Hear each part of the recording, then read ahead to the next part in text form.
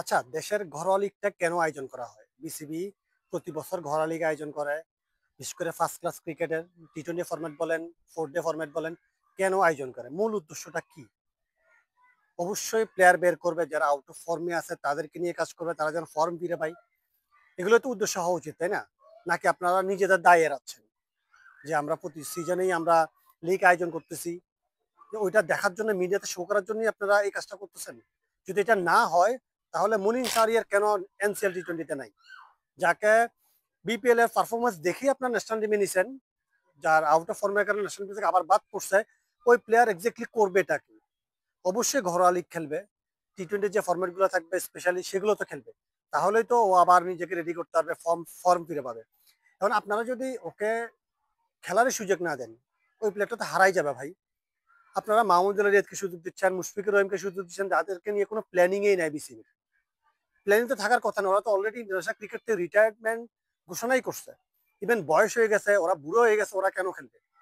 ওরাও যদি এখন মানে এনসিএল টি-20 লিগটা খেলে, যেটা নিয়ে কোনো প্ল্যানিং নাই, কোনো কিছু নাই, তাহলে বাকিদের কি হবে আসলে? ওরা দুজন যদি না খেলতো, দুইটা নতুন প্লেয়ার চান্স পাইতো। নতুন প্লেয়ার বাদ দেন, যে মুনিম শাহর মতো প্লেয়ার এখন এনসিএল টি-20 তে টিম পাচ্ছে না। বিষয়টা এমন না যে ভাই ফ্র্যাঞ্চাইজি লিগের ওনাররা যাকে খুশি তাকে নিচ্ছে, বিষয়টা তো এমন না। বিষয়টা এটা হচ্ছে যে আপনার বিসিবি থেকে আয়োজন করা হয়, বিসিবি সবকিছু এটা অর্গানাইজ করে, সবকিছু দায় দায়িত্ব বিসিবি। তাহলে কেন মুনিম শাহরিয়ার নাই?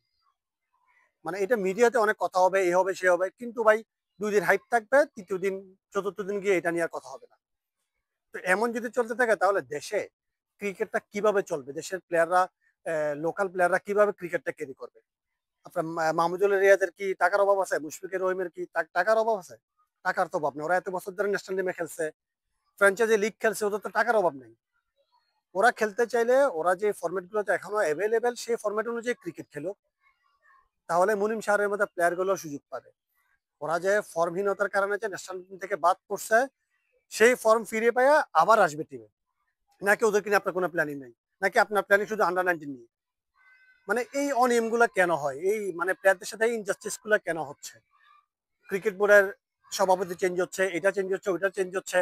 কই নিয়ম কানুন বা সিস্টেম তো কোনোটাই চেঞ্জ হচ্ছে না। কেউ চেঞ্জ করতে পারতেছে না। নাকি মুনিম সারানকে আপনারা ভুলেই গেছেন?